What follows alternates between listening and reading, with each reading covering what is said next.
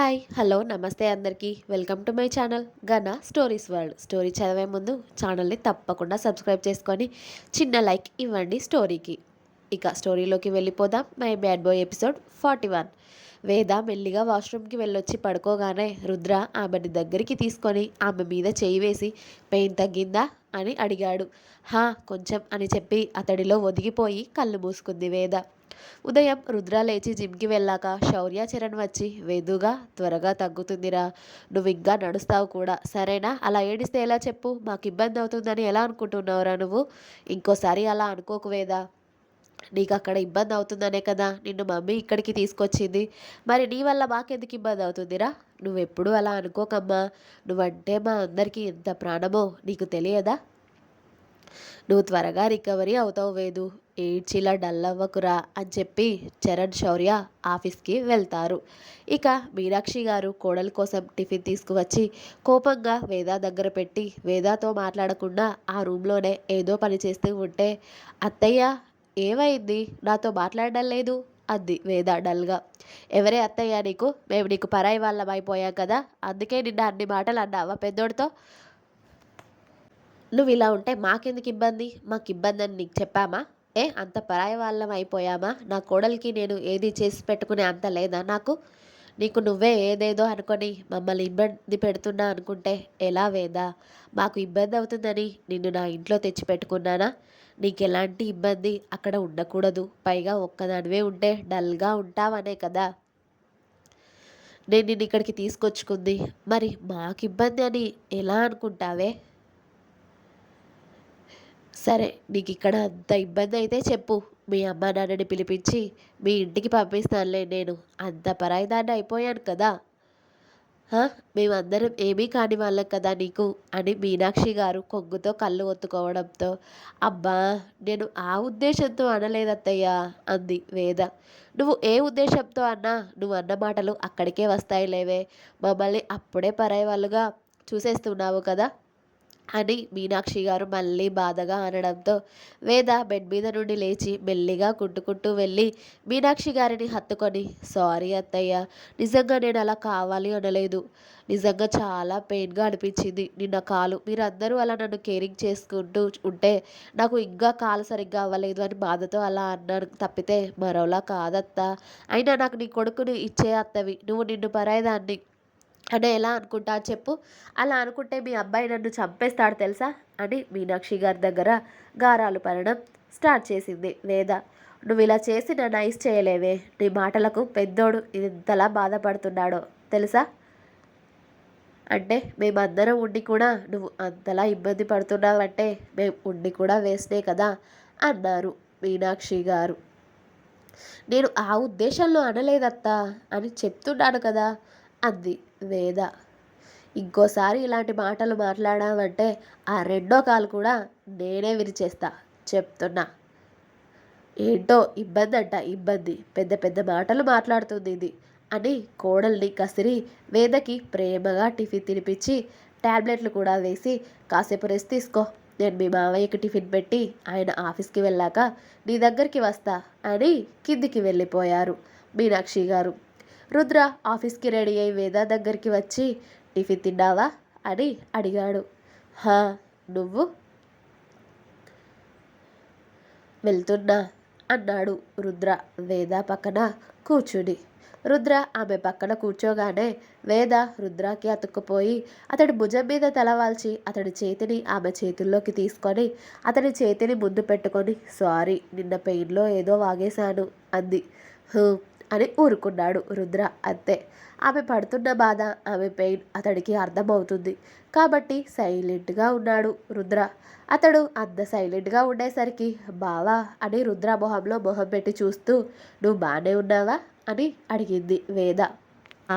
బాగానే ఉన్నానే, ఏమైంది అన్నాడు రుద్ర అతడి దగ్గరికి వచ్చిన ఆమె మొహాన్ని అతడి చేతుల్లోకి తీసుకొని.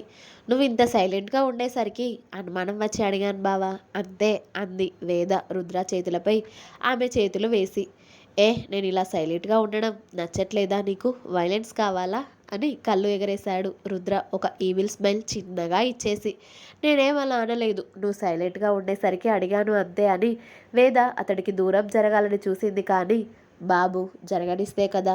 ఆమె దూరం జరగకుండా ఏకంగా వేదని ఎత్తుకొని ఆమెని అతడి ఒడిలో కూర్చోబెట్టుకొని, చెప్పు, నీకు వైలెట్స్ కావాలి కదా, ఇలా నేను సాఫ్ట్గా ఉంటే నచ్చట్లేదు కదా అని వేద బుగ్గ మీద అతడి చేయి వేసి అతడి బొటన వేలుతో ఆమె పెదాలని నిమురుతూ, నువ్వు నిన్న అన్నీ వాగావు కాబట్టి నీకు నేను ఒక పనిష్మెంట్ ఇవ్వాలి అనుకుంటున్నానే అని పెద్ద బాంబు వేశాడు వేద మీద.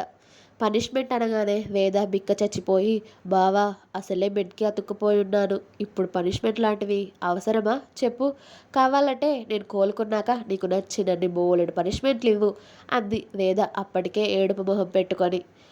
అప్పటివి అప్పటికే ఉంటాయి, ఇప్పుడు మాత్రం నిన్న నువ్వు అన్నదానికి ఖచ్చితంగా పనిష్మెంట్ ఇవ్వాల్సిందే, లేకపోతే నువ్వు ఇలాగే వాగుతూ ఉంటావు అని ఆమె కింది పెదవని అతడు చూపుడు వేలు బొటన వేలు మధ్యలో పట్టుకొని లాగుతూ, పనిష్మెంట్ ఏంటో తెలుసా అని అడిగాడు రుద్ర. ఏంటి అంది వేద పాప నత్తిగా. ఏం లేదు, నిన్ను కిస్ చేసి చాలా రోజులు అవుతుంది కదా, ఇప్పుడు నువ్వు నన్ను కిస్ చేయాలి అన్నమాట అన్నాడు రుద్ర. అబ్బా అందలేదు, రోజు నువ్వు ఇస్తున్నావు కదా అంది వేద బుగ్గమూతి పెట్టుకొని. అది నేను ఇస్తున్నాను, నువ్వు ఇవ్వట్లేదు కదా, చాలా రోజులు అవుతుంది కాబట్టి ఇప్పుడు నువ్వు నన్ను కిస్ చేయాలి, లేకపోతే పనిష్మెంట్ చాలా తీవ్రంగా ఉంటుంది. నన్ను ఆపడానికి కూడా నీకు ఒక కాలు చేయి సహకరించట్లేదు కదా, నా పని నేను ఈజీగా చేసుకోవచ్చు అన్నమాట అని రుద్ర చక్కగా 2 చేతులు పైకి పెట్టి విరుచుకున్నాడు. అతడి వాలకం చూస్తే ఇక ముద్దు పెట్టేదాకా వదలడని అర్థమైపోయింది వేద పాపకి. బావా ప్లీజ్, కావాలంటే నువ్వు ఆఫీస్ నుండి వచ్చాక ఇస్తా, ఇంకేంటి ఇప్పుడు ఆఫీస్ టైం అవుతుంది కదా, వెళ్ళు అంది వేద పళ్ళన్నీ బయటపెట్టి ఫేక్ నవ్వు నవ్వుతూ. అందవద్దు కానీ చెప్పిన పని చేయవే అన్నాడు రుద్ర. తప్పదా అన్నట్టు తన కింది పెదవి ముందుకు పెట్టుకొని ఏడుపు మొహంతో రుద్ర వైపు చూసింది వేద. తప్పదు అన్నట్టు రుద్ర తల అడ్డంగా ఊపాడు. సరేలే అని వేద వణికే పెదాలతో రుద్ర పెదాలపై ముద్దు పెట్టింది. ఆమె ముద్దు మొదలు పెడితే అది అతడు ఫినిష్ చేసి, జాగ్రత్త, ఈవినింగ్ త్వరగా వస్తాను, ఈరోజు వాకింగ్ చేయకు, కాలుకి కాస్త రెస్ట్ ఇవ్వు, టాబ్లెట్స్ వేసుకొని పడుకో, అర్థమైందా, టైంకి తిను, నేను ఆఫ్టర్నూన్ కాల్ చేస్తాను, టైం అవుతుంది, బాయ్ అని వేద నుదుటిన ముద్దు పెట్టుకొని ఆమెను జాగ్రత్తగా బెడ్ మీద కూర్చోబెట్టి రుద్ర ఆఫీస్కి వెళ్ళిపోయాడు టిఫిన్ చేసి. రుద్ర వెళ్ళగానే వేద ఆమె పెదాలను తడుముకొని ముసిముసిగా నవ్వుకుంటుంటే అప్పుడే సుధాగారు కాల్ చేస్తారు. ఇక వేద ఫోన్ లిఫ్ట్ చేసి తల్లితో తండ్రితో కాసేపు మాట్లాడి మీనాక్షి గారు వేద దగ్గరికి వచ్చాక అత్త కోడళ్ళిద్దరూ మాటల్లో మునిగిపోయారు. కోడలతో మాట్లాడుతూనే మధ్యాహ్నం వేదకి భోజనం తినిపించి టాబ్లెట్స్ వేసి వేదని కాసేపు రెస్ట్ తీసుకోమని చెప్పి మీనాక్షి గారు కిందికి వెళ్ళిపోయారు. అదే టైంకి రుద్ర కాల్ చేయడంతో తిన్నావా బావా అని అడిగింది వేద ఫోన్ లిఫ్ట్ చేసి. హా తింటున్నా, నువ్వు అని అడిగాడు రుద్ర. ఇప్పుడే అత్తయ్య తినిపించింది, టాబ్లెట్స్ వేసుకున్నా అని చెప్పింది వేద బుద్ధిగా. గుడ్, కాసేపు రెస్ట్ తీసుకో, నేను త్వరగానే వస్తాను, బయటికి వెళ్దాం అని చెప్పాడు రుద్ర. నిజంగానా అని అరిచింది వేద. హా అన్నాడు రుద్ర. అంతే. ఓకే ఓకే బావా, త్వరగా వచ్చేయి అని వేద కాల్ కట్ చేసి ఇక హ్యాపీగా ఓ స్లీప్ వేసింది. హలో, జీవన్ పిలుపుకి బస్ స్టాప్లో వెయిట్ చేస్తున్న సారిక ఎవరు అని జీవన్ వైపు తల తిప్పి హాయ్ సార్ అని జీవన్ని చూడగానే ఎగ్జైట్ అయిపోయింది పాప ఫుల్గా. హాయ్, ఎక్కడికి అని అడిగాడు జీవన్. సండే కదా సార్, అలా షాపింగ్కి వెళ్ళాను, హాస్టల్ దగ్గరికి వెళ్దామంటే ఒక్క బస్ కూడా దొరకట్లేదు, అదే వెయిట్ చేస్తున్నాను అని చెప్పింది. ఓకే దా, డ్రాప్ చేస్తాను నేను అన్నాడు జీవన్. షూర్నా అంది సారిక.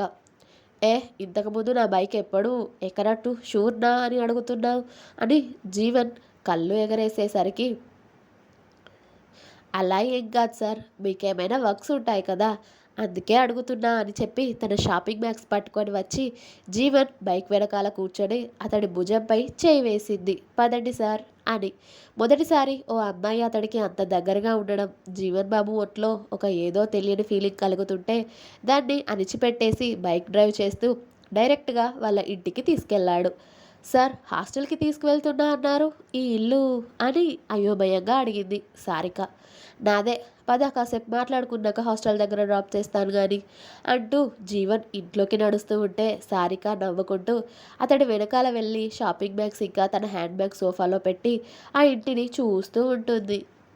నైస్ సార్, చాలా బాగుంది మీ ఇల్లు అని.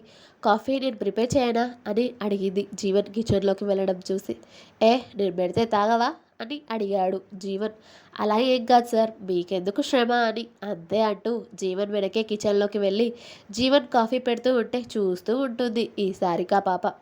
జీవన్ కాఫీ ప్రిపేర్ చేసి ఓ కప్ సారికకి ఇచ్చి ఇద్దరు క్యాజువల్గా మాట్లాడుకుంటూ కిచెన్లోనే కాఫీ కంప్లీట్ చేసి జీవన్ బాబు కాఫీ కప్ పక్కన పెట్టి మెల్లిగా సారిక వైపు వచ్చి ఆమె కిచెన్ గట్టుకి ఆనుకుని ఉండడంతో ఆమెకి ఇరువైపులా అతడి చేతులు అడ్డుగా పెట్టి సారికకి చాలా దగ్గరగా వచ్చాడు.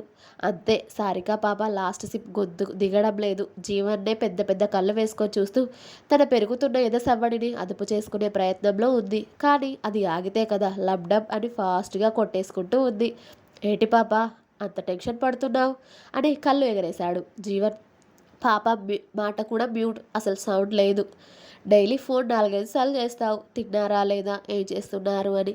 రోజుకి 50 మెసేజ్లు పెడతావు, ఇప్పుడేమో దగ్గరికి వస్తే ఇలా భయపడుతున్నావేంటి అన్నాడు జీవన్ సైడ్ స్మైల్ చేస్తూ. అతడి మాటలకి సారికకి మాటలే రావడం లేదు. చెప్పు అన్నాడు జీవన్. ఏంటి అంది సారిక. లవ్ చేస్తున్నావా అని అడిగాడు జీవన్ డైరెక్ట్గా సారికని. ఇంకా ఉంది, నెక్స్ట్ ఎపిసోడ్ రేపు వస్తుంది, వెయిట్ చేయండి. మీకు కనుక నా స్టోరీ నచ్చినట్టయితే ప్లీజ్ లైక్ చేయండి, షేర్ చేయండి, కామెంట్ చేయండి.